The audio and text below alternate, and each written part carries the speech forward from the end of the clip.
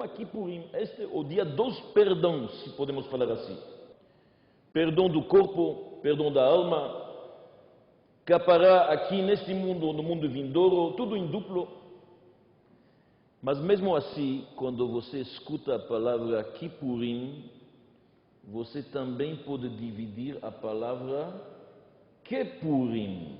Como Purim?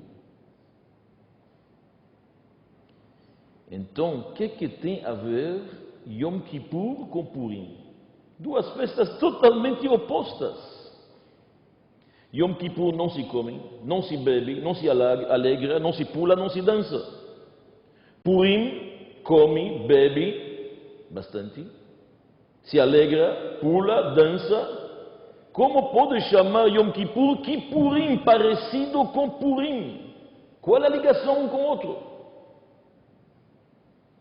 Esta é a primeira pergunta desta noite. A segunda pergunta.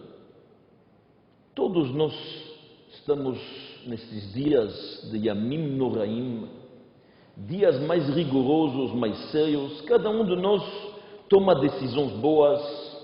Cada um estará na sinagoga Yom Kippur, ninguém vai perder, todos estarão lá, compenetrados, se chacoalhando bastante, batendo o peito, uma lista inteira, se arrependendo. Mas nós somos conscientes e realistas que daqui 3, 4, 5 semanas muitas coisas evaporam. Muitas vezes voltamos a repetir os nossos erros. Será que esta atitude de religiosidade, de seriedade, de serenidade não é um pouco hipócrita? 3 dias por ano, 12 dias por ano, estamos tão sérios, e o resto do ano? Como fica? Então deixa, meus amigos, lhe contar uma pequena história racídica que talvez pode ilustrar melhor o que nós estamos falando. Estou me referindo aqui a um adepto do quinto Rebbe, 80, 90 anos atrás, na Rússia, uma pequena cidade da Bielorrússia, da Rússia branca. E este Hassid queria ser um homem de negócios. Era o sonho dele ir para a capital, para São Petersburgo, e abrir negócios. E cada ano ele entrava no Rebbe, o grande mestre Rabbi Shalom Dov, e perguntava uma benção. E não chegava. Mas de tanto insistir, então um belo dia o Rebbe abençoou ele, que ele seja um comerciante sucedido. Ele não hesitou, foi para a capital, se mudou para lá. Naquela época, quem conhece a história judaica, os judeus não podiam morar na capital, era complicado. Instalou-se lá, começou contatos de negócios. E você sabe que o mundo dos negócios exige muita coisa. Então a primeira coisa, ele achou aquele chapéu preto não combina com os negócios. Foi e comprou uma casquete. Uma casquete. Um boné. Depois ele falou aquele paletó comprido também. Ele tem muitos business meals. Ele tem que se encontrar com homens de negócios, almoços. Não fica bem. Foi e comprou uma jaqueta de couro. Bonitinha. Passou um tempo que ele já estava mais envolvido nos negócios, então ele resolveu que a barba também não condiz tão bem com o mundo dos negócios. Cortar, obviamente, não vai fazer, então ele enrolou a barba. Dá para enrolar de vez em quando a barba, um pouco, prender ela. Ele prendeu ela, parecia uma barbita assim francesa. Parecia um barbiche. Então, assim que ele fez, e obviamente os negócios estavam indo com a bênção, cada vez mais, e cada vez mais sucesso, mas o judaísmo dele estava um pouco fraco.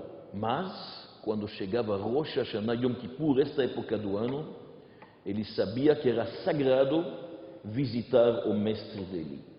Então, sem hesitar, pegava a casquete, colocava o velho chapéu, aquele casaco comprido, abria a barba e ia visitar o grande mestre Rabbi Shalom Dov Ber. E cada ano ele passava Rosh Hashanah e Yom Kippur lá, como um verdadeiro Hassid.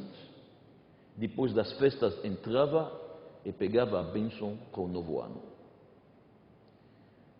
10, 15 anos passaram, ele já é um homem de sucesso, mora na capital. Ele pensou, quem eu estou enganando? O ano inteiro estou andando com uma jaqueta, uma casquete, coisa de couro, que eu estou chegando lá, que besteira é isso? Ele resolveu, este ano eu vou como sou. Então se apresentou lá na cidade, olharam, ninguém comentou. Na cidade de Lubavitch não se comenta nada. Receberam ele bem, ele veio de casquete, barba como o ano inteiro, bem enrolada, e uma jaqueta de couro. Vocês podem imaginar lá no meio dos Hassidim. Rezou, passou Rosh Hashanah, Yom Kippur, e chegou a vez dele de entrar no mestre. Ele abriu a porta, o Rebbe estava sentado, olhou para ele e disse o seguinte: puxa, todos estes anos eu pensei que a mentira estava lá fora e a verdade estava aqui. Agora estou vendo que não é bem assim. Meus amigos, o judeu, como ele está em Yom Kippur, isto é o verdadeiro judeu. O resto, tudo mentira. Um judeu, como ele está em Yom Kippur, compenetrado, com boas decisões, rezando, pensando em fazer um favor para o próximo. Isto é a essência do judeu. Imaculada. Isto é o verdadeiro judeu. O resto, durante o ano, é uma máscara. E agora respondemos qual é a ligação entre Yom HaKippurim e Purim. Purim, um judeu coloca a máscara. Yom Kippur, ele tira a máscara. Yom Kippur, todos os judeus estão sem máscaras. Quando você vai em Israel, Yom Kippur, uma maravilha. Não tem um carro na rua, não tem um ônibus, todo mundo com talit, marzor no outro braço, uma tranquilidade. Não tem cinema, não tem boates, não tem restaurantes. O próximo dia, você vai na Dizengoff, o cenário é diferente. Como fica? Este Yom Kippur é a nossa verdade. O resto é apenas uma máscara. Então, como funciona? Como funciona este dia que somos capazes de voltar à nossa essência e Deus ver isto com bom olho, apagar nossos erros, fazemos uma teshuvá? Como funciona? Dizem os nossos livros que a teshuvá, ela revela que o judeu tem uma ligação de essência com Deus acima do pecado. Nós temos uma ligação com Deus, pela qual que é a escada normal, na qual temos que escutar, obedecer os mandamentos, tem mitzvot, tem pecados, mas existe uma outra escada, sem passar nem por Torá e nem por mitzvot. Uma ligação de essência, como um filho para seu pai. Em Yom Kippur se revela esta essência. Então, quando um judeu sabe que esta ligação que ele tem com o Pai Celestial é maior que a situação do pecado dele, isto mesmo desperta ele para fazer chuva. Pelo que ele sabe que esta conexão nunca ficou maculada. Ele sabe que esta conexão é de essência. Então, somente o conhecimento disto desperta ele a fazer uma chuva sincera. Porque ele sempre foi e será ligado ao Todo-Poderoso. Isto é extraordinário. Então, a Teshuvah revela a conexão de essência que tem entre nós e o Todo-Poderoso. E, principalmente, esta essência se revela na última hora de Yom Kippur. Assim consta nos livros, na hora da Ne'ilah.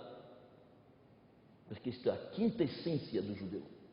A Yehidah dele. Ela se revela na última hora. Ne'ilah em hebraico significa fechado, lacrado, linol. É o momento que nós se lacramos e fechamos no quarto com Deus. Intimidade, eu com Ele. Uma yechidut apenas eu com Deus. Extraordinário. Uma força fantástica. Uma nova pessoa. Não tem mais pecados, não tem mais erros, não tem mais tropeços. Abrimos uma nova folha. Na linguagem dos homens de negócios, nós zeramos a posição. Hoje não é tão bom falar de bolsas, essas coisas, mas zerar a posição é uma coisa que todo mundo entende. Isto que acontece em Yom Kippur. E aqui surge a pergunta, uma pergunta muito importante. Não seria mais lógico de ter Yom Kippur antes de Rosh Hashanah? Rosh Hashanah, Yom Adin, o dia do julgamento. Deus está julgando a humanidade, decidindo o que vai acontecer. Yom Kippur, dia do perdão.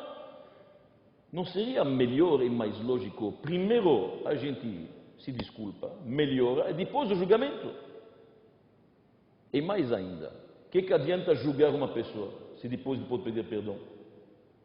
Vamos dizer que alguém foi julgado e o julgamento não foi favorável. O veredito não. Então ele faz chuva depois, Yom Kippur, e apagou. Pronto. Então o que adianta ter Yom Kippur depois do Rosh Hashanah? E a pergunta é mais forte ainda. Os nossos sábios dizem que em Rosh Hashanah, no julgamento, tem 3 categorias. Tzadikim, aqueles que têm mais mitzvot que pecados, aqueles que têm boas ações em maioria, imediatamente são julgados para o livro da vida. Os perversos, mais pecados que mitzvot, são julgados imediatamente no livro dos Rechaim. Os Benonim, os intermediários, e Maimônides diz o que significa, que tem metade pecados, metade mitzvot, estes têm a chance até Yom Kippur. Tluim ve'omdim. Então eu pergunto para vocês, Yom Kippur significa, em outras palavras, é somente para os Benonim, para os intermediários?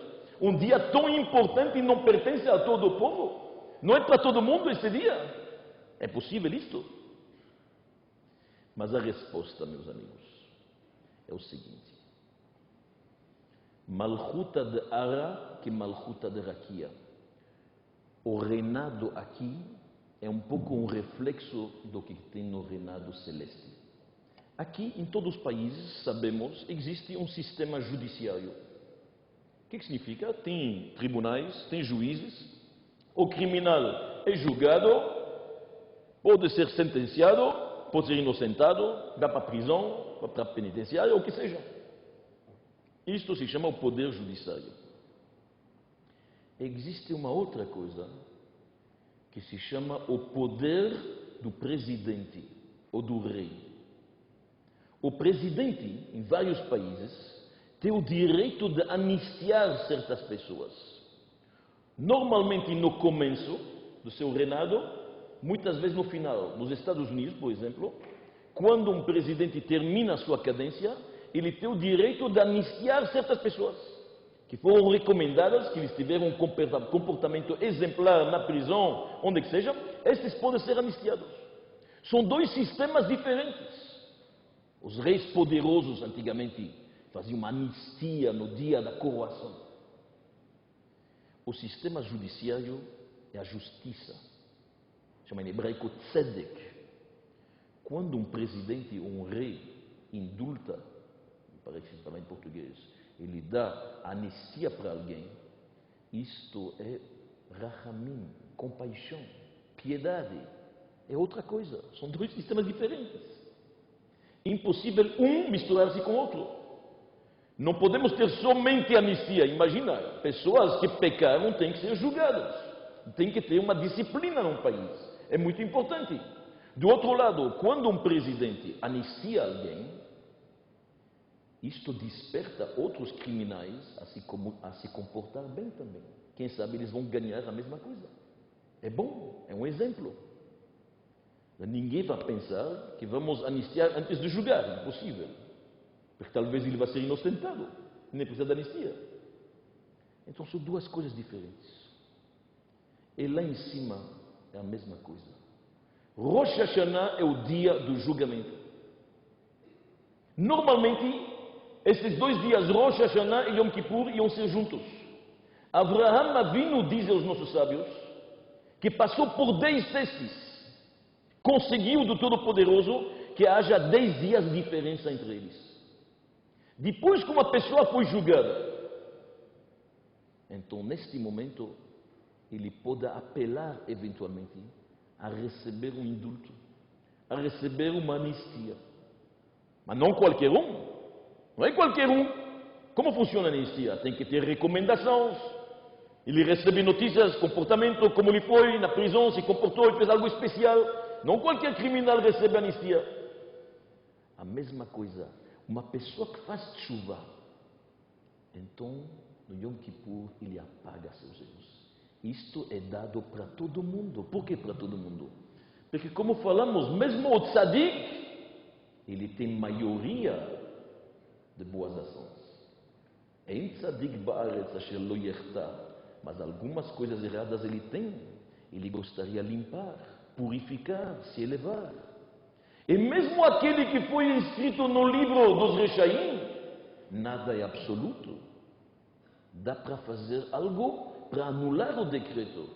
Como a gente fala na nossa reza, o tshuva, o tefila, o tzedakah, um retorno sincero, uma oração do coração, uma caridade para quem precisa, mavirim et roa gzera. Eles anulam um decreto negativo. Então a gente entende agora perfeitamente a ordem das coisas. Primeiro o julgamento e depois Deus, na sua bondade, permite que haja uma anistia total. E isto é Yom Kippur. Então, nestes dias que nós estamos agora, precisamos se mexer. Nestes dias que precedem Yom Kippur e o próprio Yom Kippur são muito propícios. O Rambam Maimonides escreve o seguinte: Afal pi she'atshuva ve'hatzeaka yafa le'olam. Mesmo que chamar por Deus e retornar a Deus é sempre bom, mas em Aseret Yemei Tshuva, entre Rosh Hashanah e Yom Kippur, hi yafa beyoter. Ela é mais bonita, o mitkabelet miyad, e ela é aceita imediatamente. Estes dias não precisa de esforços grandes, não precisa quebrar portas, não precisa fazer túneis para chegar para Deus. Ele está próximo. Shenemar, dirshu Hashem behimatzo, procura Deus quando ele está próximo, kra'uhu beyoto karov, chama por ele quando ele está ao seu lado. Então, estes momentos, isto tem que acontecer. Não podemos dormir no ponto porque são dias propícios, passou a oportunidade e perdemos. E isto é o motivo pelo qual nós lemos a história de Jonas em Yom Kippur. Todo mundo conhece a história de Jonas. Aquele profeta que recebeu uma missão de Deus, quis fugir da palavra de Deus, entrou no navio, no mar teve uma tempestade enorme, ele estava dormindo lá embaixo, o capitão chamou ele, no final jogaram ele ao mar, uma baleia o engoliu, e o resto da história todo mundo conhece. Por que se lê isto em Yom Kippur? Por que é tão importante? Porque se você olhar o texto bíblico, num certo momento, o capitão chega para Yona, em hebraico Jonas é Yona, e fala para ele: Ben Adam, Malacham Mirdam. Ele estava lá embaixo no navio dormindo, o mar está turbulento, tem tempestades enormes, ondas, ventos açoitando o oceano. Então ele fala: Ben Adam, Malacham Mirdam, o que você está dormindo? Kum kra lelokecha, chama teu Deus. Porque ele sabe o poder quando um judeu chama seu Deus. Não é momento de dormir. E os nossos sábios místicos dizem: Yonah em hebraico uma pomba. O Zohar diz que a história de Jonas é a história da nossa alma. Uma pomba representa pureza, paz, harmonia. O apelido da nossa alma é Yonah. E cada um com sua alma pega um navio. E de vez em quando o mar é turbulento. E muitas vezes a gente dorme, não percebe o que está acontecendo lá fora. Tem gente que dorme e não consegue ver o que acontece. Então o comandante, o capitão, que é a faísca divina que temos cada um, de vez em quando adormecida, chega para a gente e fala, principalmente em Yom Kippur, esse é o momento para acordar. Malach HaNirdam, o que você está dormindo? Acorda, meu amigo, é o momento propício para chamar Deus e Ele responde, está te recebendo de braços abertos. E os nossos sábios dizem que tem dois tipos de sonos. Tem um sono superficial, aquele que você acorda qualquer coisa que acontece. Tem pessoas que não conseguem dormir assim bem, sabe? Um pequeno barulho, já acordam. E tem alguns que podem dormir, olha, pode o Titanic afundar ao lado deles. Alguns não vão escutar as duas torres gêmeas.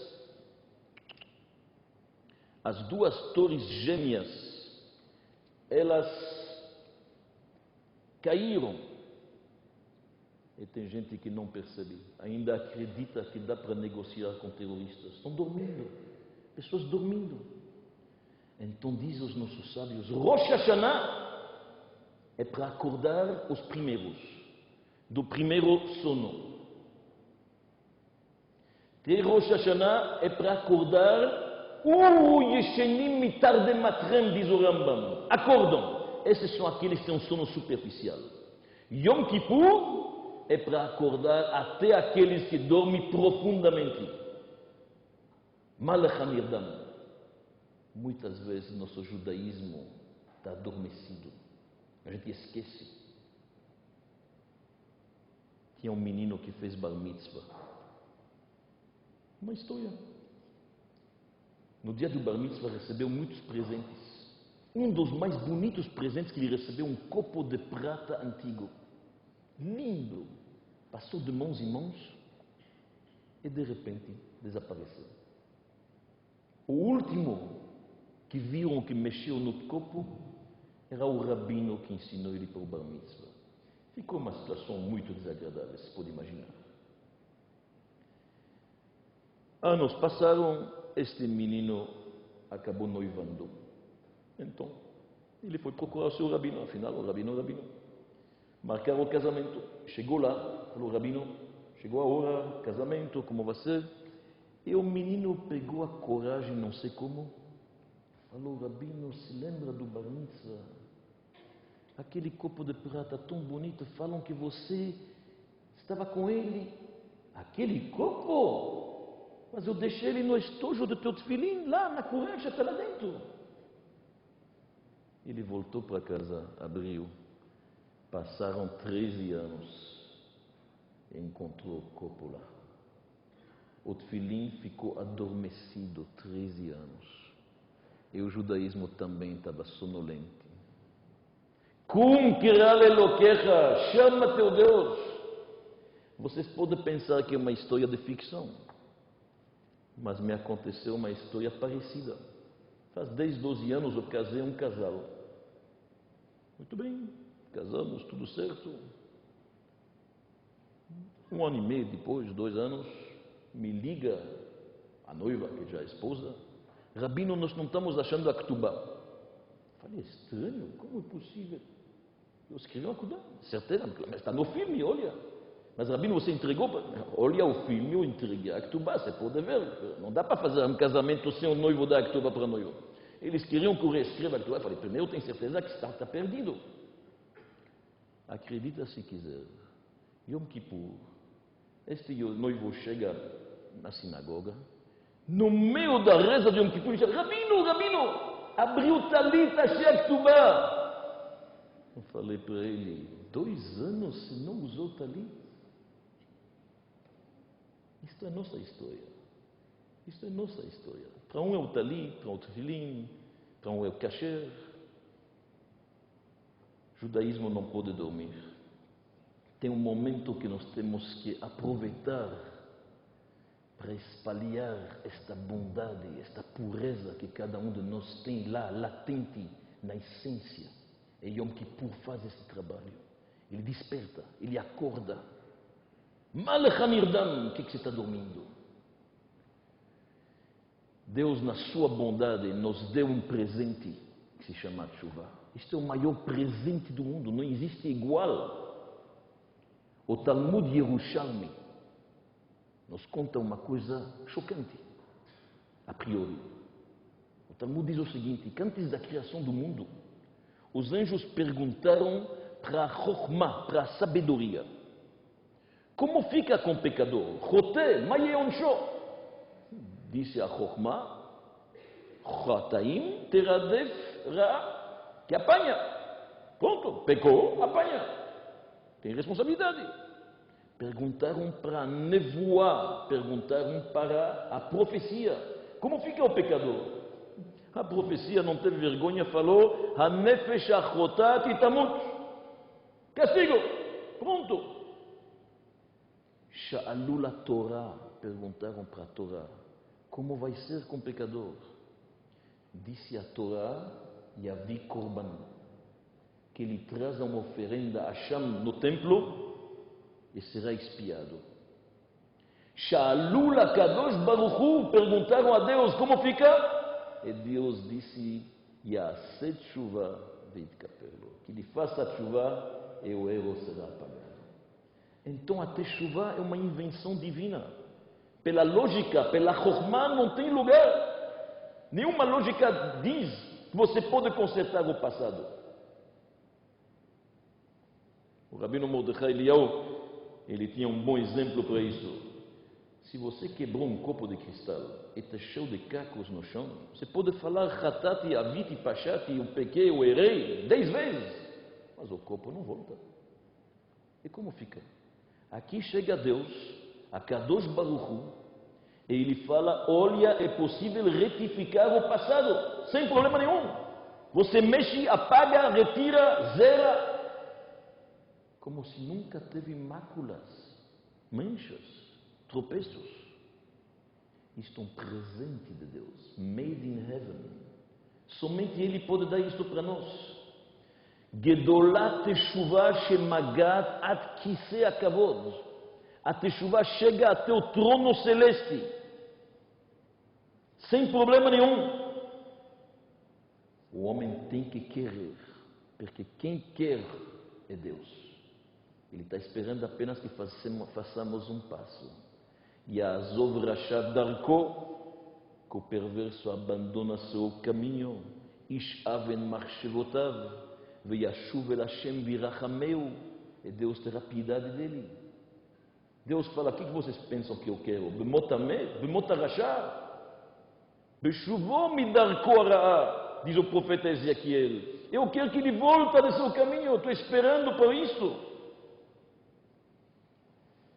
O único problema é que Deus está esperando que a gente faça a nossa parte. Errar não é tão grave, dizem os nossos sábios. O grave pecado é não se arrepender. Errar, todo mundo pode errar. Acontece. Somos humanos. Errar é humanum é. Mas não se arrepender, lá está grave. Lá está o pecado. Tem que ter a humildade de reconhecer. E nossos sábios dizem que isto é a diferença entre Saul e David. Shaul teve um pecado. Imagina, alguém que tem apenas um pecado, mas perdeu o reinado. Davi teve 2, manteve. Davi teve o problema de Bathsheba, teve o problema do censo, da contagem que ele fez errado. Mesmo assim, se manteve rei, ele e seus descendentes. Por quê? Porque quando chegou o profeta Samuel para Saul, ele perguntou para ele, o que você fez com os amalequitas? Por que todos estes animais estão ainda aqui? E o rei está vivo. Saul começou a se desculpar. O povo pediu, vamos fazer oferendas. Este está culpado, aquele está culpado. Finalmente, no final da conversa, falou, errei, mas demorou. Quando o profeta Natan chegou para David e falou para ele o exemplo daquele que pegou o carneirinho do pobre, e falou, você que fez isto. David respondeu: Chatati Lashem. Eu pequei para Deus. Não hesitou. Próxima frase, disse o profeta: Hashem evir chatatra. Deus te perdoa. Ele falou imediatamente: pequei. E assim, quando Joab contou para David do censo, David falou: Chatati, errei. Reconhecer o erro é metade da teshuvah. A humildade do reconhecimento, isto é o arrependimento. Não existe nada que o homem não possa fazer teshuvah. Qualquer que seja o pecado, o mais grave, dá para fazer teshuvah. Na última palestra que tivemos aqui antes de Yom Kippur, quem se lembra, contamos a história do rei Menashe, um idolatra que Deus perdoou.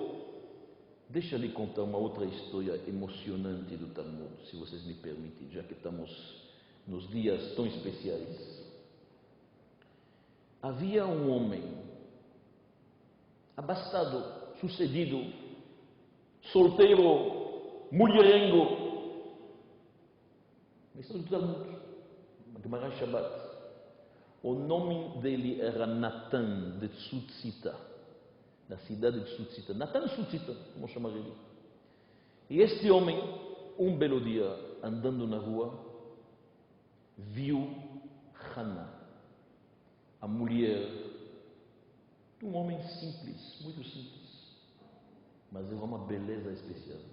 Ele ficou louco por ela. Foi le coup de foudre, não aguentou, e começou a sonhar com ela, desejá-la, literalmente, cobiçá-la. Ele queria se apossar dela. Então mandou vários ricados, vários empregados, vários emissários para tentar chamá-la. Ela, mulher fiel, companheira, mulher discreta, Isha Tznuah, recusou tudo. Começou a oferecer. E de tanto, mas tanto queria ela, que ele ficou doente. Doente por ela, querendo ela, fisicamente. Até que os médicos falaram: não tem cura. Esse homem tem um desejo apenas, ficou louco, frustrado, obcecado, paranoico. Mas os sábios falaram: é uma mulher casada, nós temos regras. Aqui não é o mundo da promiscuidade. Então, entretanto, a situação do marido da Hannah piorou, mas muito. Ele estava endividado, pobre, coitado, trabalhando duro. É um belo dia. Todos os homens para quem ele devia dinheiro resolveram prendê-lo até que ele pague, colocaram-lhe na prisão.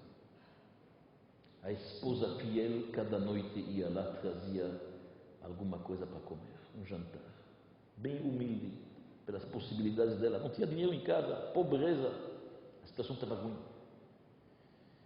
E ele na prisão, cada vez emagrecendo, piorando, ficou doente.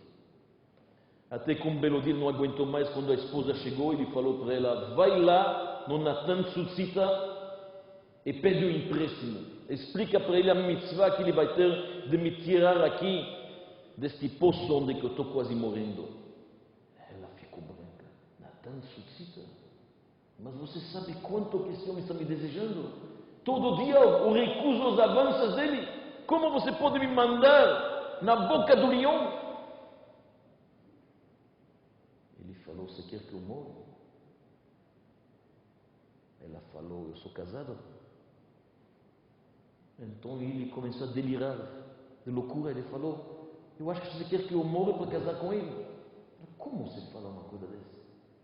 Ela falou: me dá um get, me dá um divórcio, pelo menos sem isso. Ah, você quer divorciar para ficar com ele? Ela ficou tão chateada, saiu da prisão. 3 dias não foi lá. Ela voltou após 3 dias, com paixão, de piedade, muito chateada com a situação. Ela viu que o marido piorou ainda mais e mais. Então o Talmud diz que ela não aguentou. Ela se preparou. Ela foi até a casa de Natan Tzutzita. bateu no palácio. Os empregados viram a miss, a beleza, o desejo do amo. Avisaram ele na hora libertou os empregados. Falou, não é possível. Se é isto, vocês são livres. Ela subiu as escadas e foi até o quarto dele, onde que este homem, Natan Susita, estava doente de desejo proibido por ela. Ela falou, meu marido está quase morrendo, estamos devendo tanto e tanto, eu preciso pagar as dívidas, vamos salvar esse homem. Falei, com certeza, meu amor. Mandou trazer o dinheiro que ela pediu. E depois ele disse para ela, e agora você vai preencher meus desejos? E ela, neste momento, com toda a coragem, disse, eu estou na sua mão, mas lembra-se, Natan, o pecado não vale a pena, é uma satisfação momentânea. Pensa o que vai acontecer, você pode perder seu mundo vindouro e o mundo atual. Pensa o que está fazendo. Nós temos regras, temos família sólida, eu sou uma mulher casada. Como você pode? E ela começou a falar do coração, palavras que saíram do coração. E o Natan Susita se tocou. Ela falou, você tem que saber controlar o desejo, não pecar nesta hora. O Natan ficou emocionado. E Natan Susita se levantou da cama, fez uma prece a Deus para dar para ele força de vencer o Yetzer Hara, e não tocou nela. Se controlou. Ela foi com o dinheiro, trouxe, pagou, resgatou, redimiu o marido, que se recuperou. Mas ele perguntou para ele, como que você fez tão rápido? E ela contou. Ele não acreditou. Ele disse, com certeza ela pecou. E desde lá, manteve distância da sua esposa, chateada. Um belo dia, Rabi Akiva está andando na rua. E ele está vendo um homem cavalgando. Ele falou para os seus alunos, vocês viram a aura de luz que está nesse homem? Os alunos falaram que não, claro, não é qualquer um que percebe. Mas eles não estão vendo. Os alunos falaram, é este, o Natan, o mulherengo. Chamam ele aqui. Rabi Akiva perguntou para ele, Natan, de onde vem esta luz? Então ele contou a história. Então disse, agora eu entendo.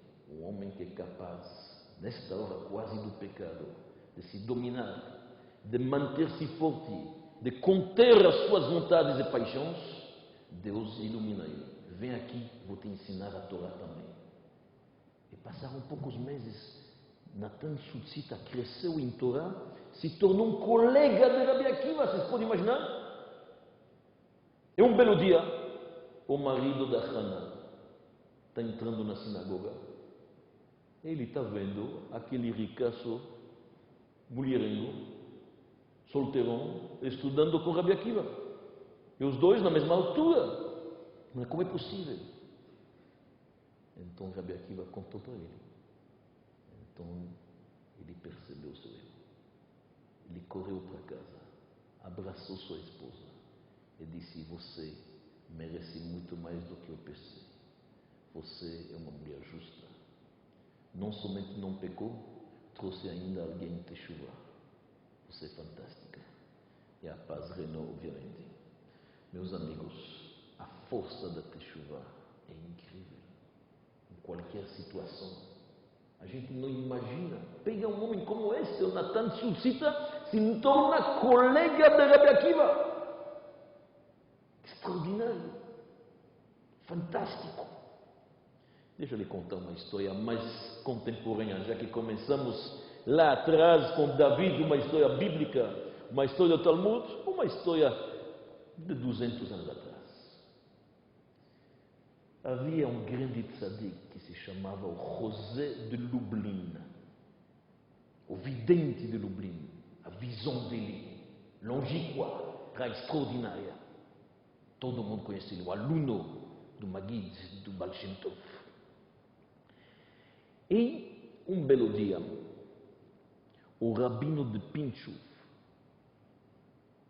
Avram Mordechai chamava ele. O rabino de Pinchov, cidade da Polônia, não vamos entrar em detalhes. Chegou para ele, muito pobre, chorou, eu tenho 3 filhas para casar, não tenho um testão. Como faço?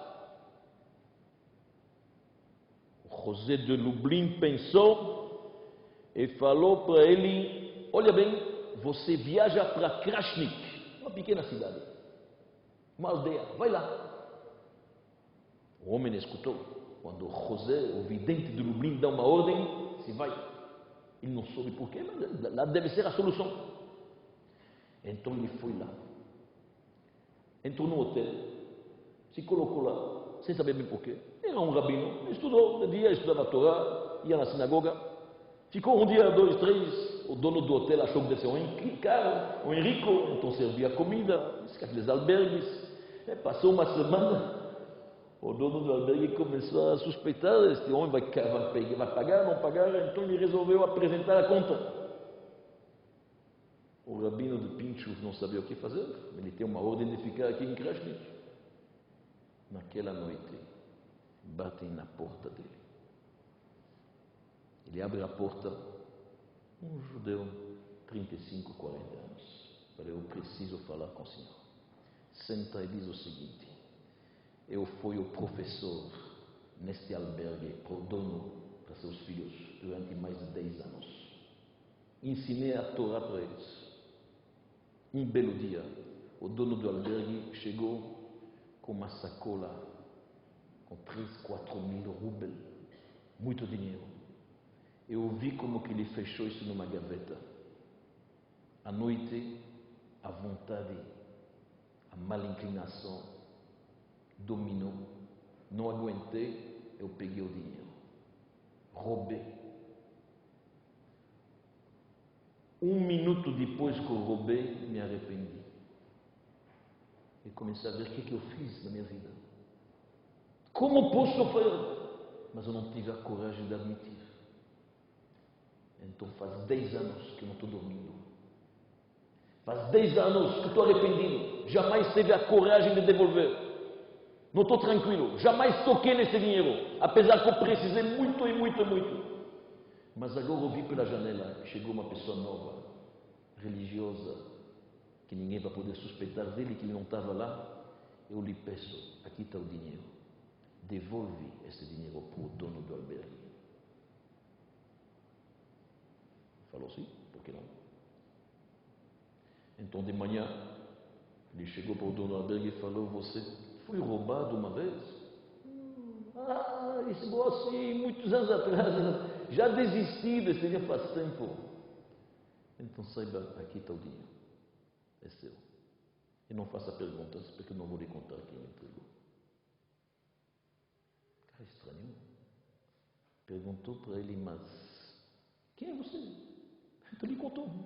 Sou um judeu de uma outra cidade, o vidente de Lublin me mandou aqui. Pedi para ele ajuda, que eu tenho 3 filhas para casar. O dono do albergue entendeu. Falei, este pacote é seu. Eu já tinha desistido faz tempo. Então ele voltou, casou suas filhas e contou para o vidente o que aconteceu. Então o José de Lublin falou, vou te falar a verdade. A chuva, a força da chuva deste professor era tão grande que não me deixava dormir. Tinha que dar um jeito. Então misturei junto com o casamento e demos um jeito. Mas a força da chuva desse homem não me deixava dormir. Não me deixava dormir. Isto para as pessoas sensíveis. Então, meus amigos, voltando ao que nós falamos, a chuva é forte, ela é fantástica, ela é extraordinária.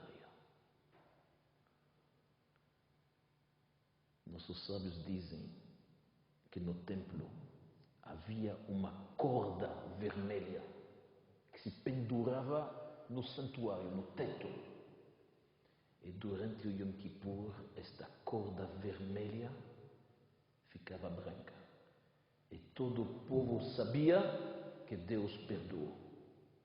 Como diz o profeta, Im yuchataychem kashani, se seu pecado é escarlate, vermelho, cachele e albino ficarão brancos como a neve.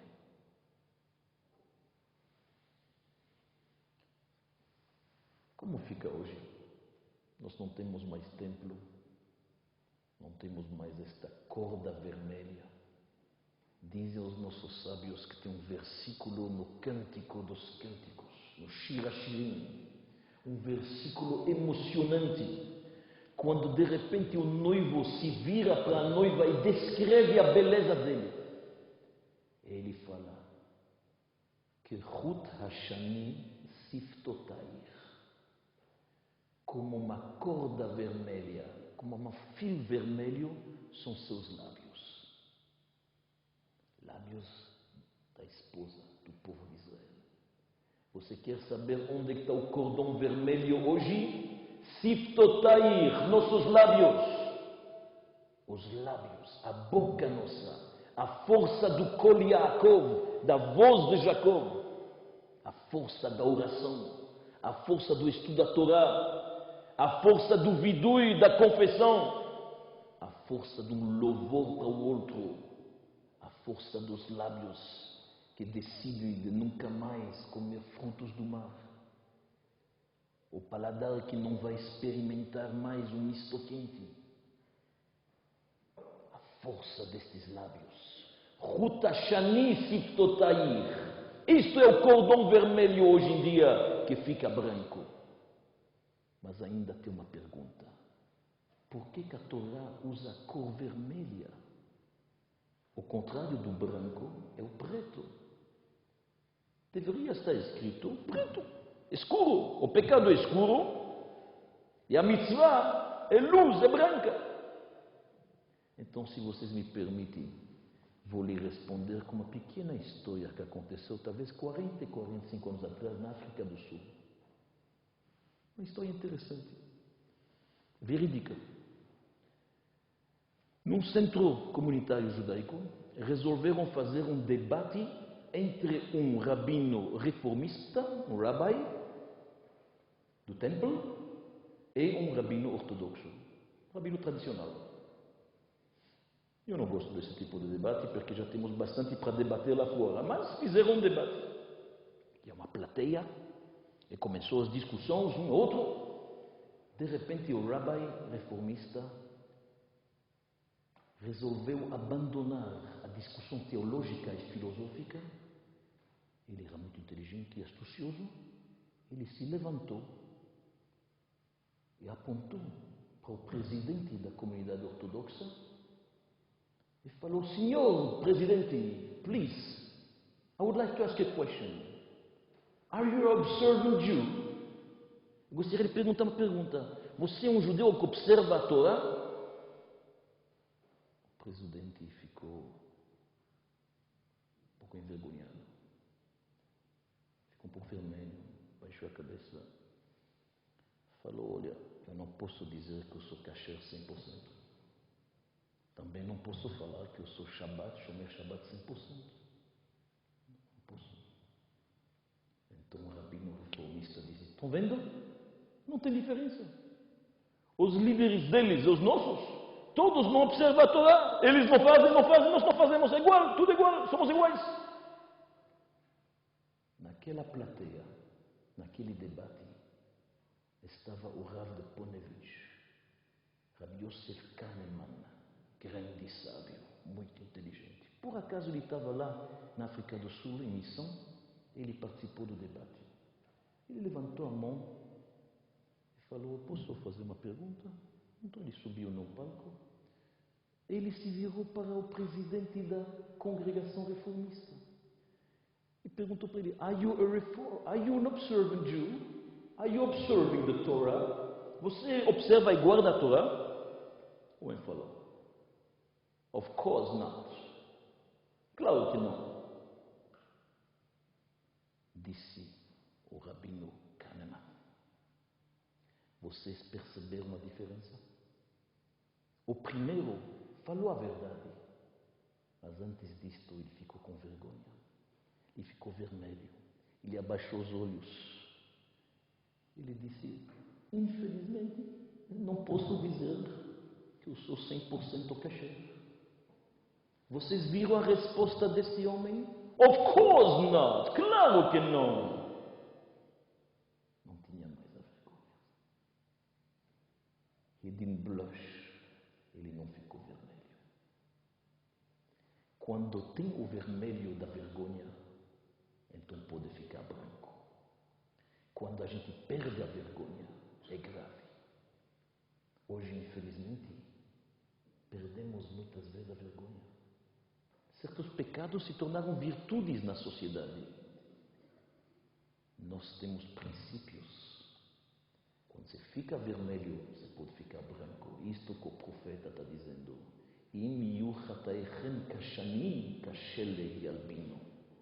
Por isto, nas nossas preces das Selichot, Yom Kippur, nós falamos para Deus: Lecha Hashem HaTzedaká. Deus, na tua mão está a justiça, o caminho correto, a retidão. Velanu boshet hapanim. Mas nós temos a vergonha na cara. Ninguém é perfeito. Mas quando se admite, quando ainda tem vergonha, então tem a possibilidade de transformar o vermelho em branco. Não quero me prolongar demais, mas eu não posso terminar esta noite de véspera de Yom Kippur sem lembrar um episódio muito importante e talvez traduzir isto na atualidade hoje. Um belo dia, Deus chamou Jeremias, o profeta. Vocês todos sabem que Jeremias estava numa época que os judeus se afastaram muito. Muitos deles praticavam a idolatria, o politeísmo, o paganismo. E Deus disse para Jeremias: vai e fala para o povo de Israel fazer chuva. Jeremias vai, ele não hesita. O povo responde: como podemos fazer? A gente pecou tanto, a gente deixou Deus tão irritado, tão chateado. Como podemos? Não tem mais possibilidade, estamos longe demais. Jeremias trouxe a resposta para Deus. E Deus disse: eu não sou o seu pai? Eu não sou como um pai para vocês? Ki hayiti li Yisrael av ve'Efraim bechorihu. Eu sou como seu pai. O povo de Efraim é meu primogênito. Nas nossas rezas falamos: Haben yakir li Efraim, ki eled sha'shuim. Este Efraim, seu meu filho, diz Deus, mais uma vez Jeremias, é como minha criança, eu brinco com ele. Cada vez que eu lembro o nome dele, que me dá bribó, Zachor Esquereno, eu me lembro dele. Me'ai, Hamu, minhas entranhas tremem, só de mencionar o nome desse filho, eu adoro ele. O que a Torá está nos dizendo? A Torá está nos dizendo: Deus é como um pai e nós somos como um filho. E quando um pai quer, não tem barreiras, não tem muralhas, não tem obstáculos. Quando um filho chora, o pai se emociona. Quando uma filha treme, a mãe não aguenta, derrete.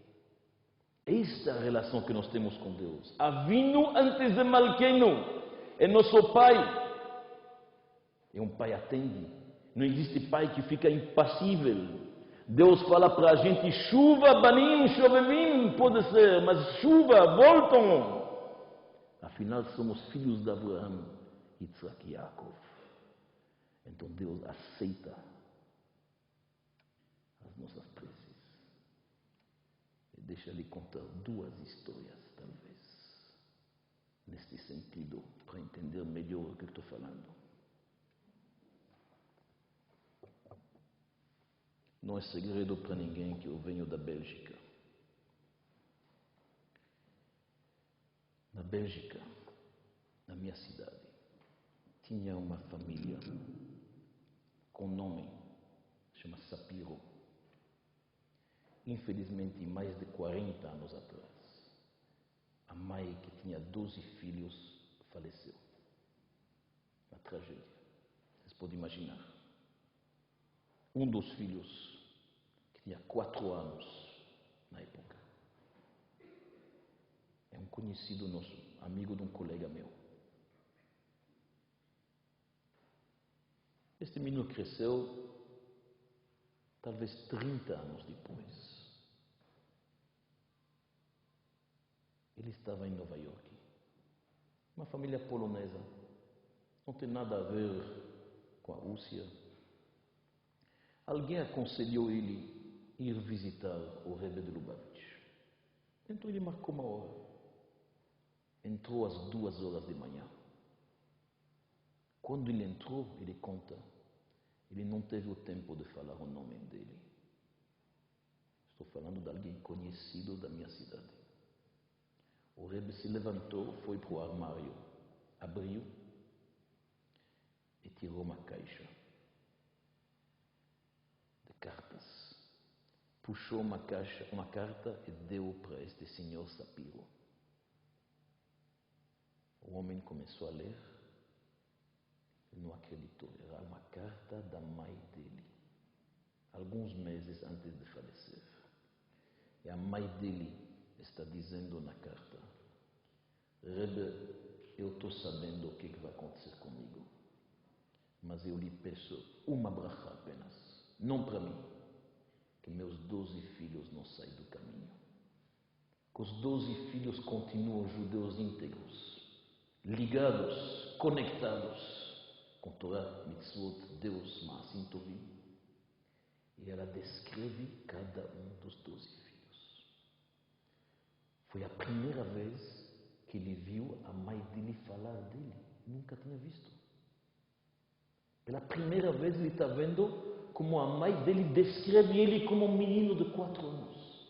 Ele começou a chorar, entrou em prantos. Vocês podem imaginar a cena. Tudo isto naquele quarto pequeno em Brooklyn. Então ele disse: Rebbe, um favor. Gostaria de ter esta carta. É uma carta da minha mãe. E o Rebbe disse para ele: não posso. O menino falou: mas minha mãe. O Rebbe disse: esta carta, eu leio ela e levo ela comigo cada vez que eu vou para Kal Nidre. Cada vez Yom Kippur, antes de começar a festa, eu pego esta carta, leio ela, choro com ela e levo ela comigo. Então, conta o Senhor Sapiro, eu entendi que para o povo de Israel é melhor que esta carta fique lá. Esta é a nossa relação com Deus. Uma mãe é um filho, um pai é uma filha. E quando um filho pede, jamais Deus pode recusar. Isto é a inspiração que precisamos antes de Yom Kippur, meus amigos. A inspiração que precisamos antes de Yom Kippur é exatamente isto. Lembrar-se que existe uma ligação de essência entre nós e Deus. E por isto, quando a gente fala Avinu Malkeinu, Deus escuta. Que Deus ajuda. Que cada um de nós possa fazer uma teshuvah shlema lefanecha. Existe uma grande discussão entre nós e o Todo-Poderoso. Ele fala: chuva elai, va chuva alechem. Voltam para mim, eu voltarei para vocês. Mas nós falamos: Hashivenu Hashem elecha. Deus nos faz voltar para você. Então depois voltaremos e nós vencemos esta discussão. Deus abre os braços. Ele quer nossa volta. Ele que inventou a chuva. Ele que nos presenteou com isto. Então, não tem mais desculpas. Somos capazes. A reza na volta é tão forte. Quando alguém prende o caminho da volta, sincera, mesmo que ele estava a quilômetros distante, isso é uma força enorme, a gente não imagina. O Baal Shem Tov uma vez parou a sua reza, porque ele disse, a alguns quilômetros daqui, tem um judeu que 30 anos não entrou na sinagoga, acabou de entrar, a reza dele é tão fervorosa, tão verdadeira, ele fez uma chuva tão excepcional, quero rezar a mesma hora que ele. Até amanhã podemos ficar contando. Não é o momento. Me lembro de um judeu russo que me contou que estava numa reza clandestina em Kiev. 20 pessoas se juntaram num porão para fazer o Yom Kippur. No meio do Kol Nidre bateu na porta um general russo. Não sei se vocês já viram o uniforme do exército vermelho com todas as decorações e tudo. Todo mundo se escondeu, não sabia o que fazer. O homem entrou. Ele tirou o paletó do exército. Embaixo tinha um talit. Ele falou, venho rezar com vocês. Em todas as épocas foi assim. Jamais perdemos este trem. Então nós não podemos também perdê-lo este ano. Que Deus ajuda, que possamos todos nós ser inscritos e selados para o livro da vida, no livro dos tzadikim. E como diz o Zohar, que se havia uma congregação, uma sinagoga no mundo, que todos os seus congregados faziam uma teshuvah shlema, a redenção Mashiach já estaria aqui. Que possamos merecer isto este ano.